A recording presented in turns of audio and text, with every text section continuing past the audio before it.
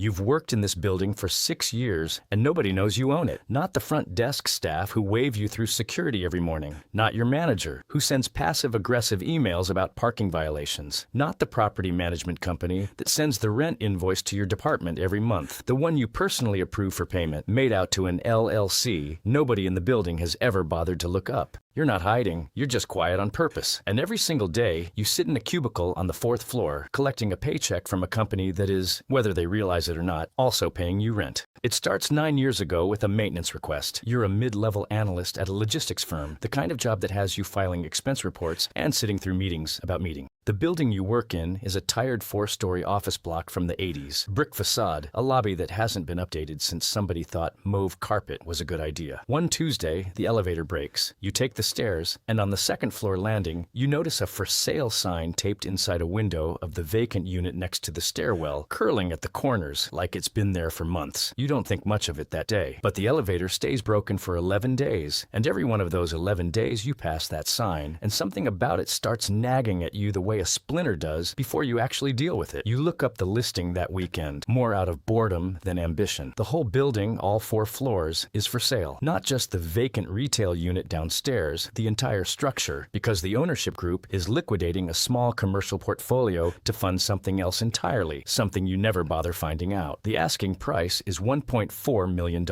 You do the math badly at first, the way you always do when a number is bigger than anything you've considered owning. The building has 4 tenants currently, your company on floors 3 and 4, a dental practice on floor 2, and a small accounting firm on floor 1, plus the vacant retail space. Combined, the existing leases bring in roughly $186,000 a year in gross rent. Not extraordinary, but real and stable, because none of these tenants are going anywhere. Your own company just signed a 7-year lease renewal 8 months earlier. Nobody in that negotiation thought to ask who actually owned the building. Why would they? Nobody ever does. You don't have $1.4 million.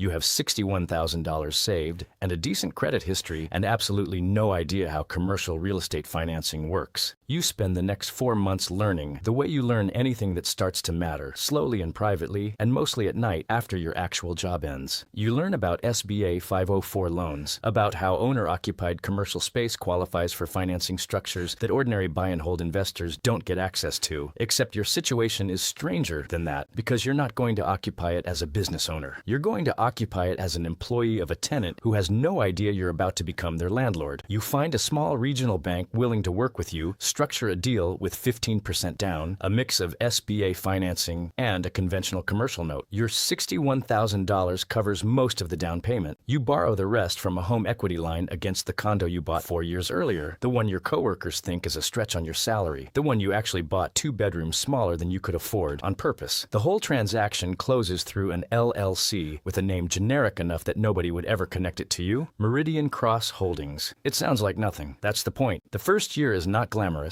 The dental practice on the 2nd floor is consistently 30 days late on rent, and you spend evenings on the phone with a property manager you hired specifically, so nobody at your own company would ever have a reason to interact with the actual owner. The accounting firm on the 1st floor asks for $40,000 in tenant improvements you weren't expecting, new carpet, updated lighting, a build-out for a conference room. You approve it because keeping a stable long-term tenant is worth more than the immediate expense. But the number still makes you wince when you see it on the property manager's monthly report. The vacant retail unit stays vacant for 14 months before a small physical therapy practice signs a 5-year lease at $2,400 a month. Meanwhile, you keep going to work every day in the building you own, sitting in the same cubicle, eating lunch in the same break room, listening to your coworkers complain about the thermostat, which you now technically control the maintenance budget for. Your manager, a man named Phil, mentions in a team meeting that the building's owner, whoever that is, apparently doesn't care that the 3rd floor bathroom has had a leaky faucet for 2 months. You make a mental note and have it fixed within the week, and nobody connects the timing to anything. Phil later says it's about time somebody over there got their act together. You say nothing. You just nod and go back to your spreadsheet. Your salary at the logistics company is $71,000 a year. After 9 years with modest raises, it's up to $84,000. To your coworkers, this is the extent of what you're working dealing with, the number that determines what car you drive, what neighborhood you live in, whether you're the kind of person who gets a table at the nicer restaurant downtown without a reservation. Nobody accounts for the $186,000 in annual gross rent flowing through Meridian Cross Holdings, or the fact that after the mortgage, property taxes, insurance, and management fees, the building nets somewhere between $58,000 and $71,000 a year, depending on vacancy and repairs, money that lands in an account with your name nowhere visibly attached to it. Your accountant's name is Priscilla. She's handled small commercial property owners for over 2 decades and doesn't rattle easily, but the first time she reviewed your structure, she paused and asked, slowly, if you understood what you'd built. You told her you thought you did. She said most people don't realize how unusual it is to work full-time as an employee inside a building you privately own, that the tax implications alone create a kind of quiet leverage most W-2 employees never access, deducting depreciation against rental income while still collecting a salary from a tenant who has no idea the relationship even exists. You told her that was more or less the whole point. There's a happy hour 2 years into owning the building, the kind your company does quarterly, cheap beer, and a private room at a bar 3 blocks away. A coworker named Danielle, who works 2 cubicles down from you, spends 20 minutes complaining about the building's parking situation, about how the property management company, whoever that is, clearly doesn't care about employee convenience. She says it with the particular frustration of someone venting to a colleague she assumes shares the same powerlessness. You nod along. You say something non-committal about how corporate landlords are all the same. 2 days later, you quietly authorize 4 additional reserved spots near the side entrance. Danielle mentions it a week later like it's a minor miracle, wondering out loud if someone finally complained to the right person. You tell her you have no idea who runs the place. This is the part that costs something, even if nobody would call it a cost from the outside. You sit in meetings where people speculate about the building's ownership,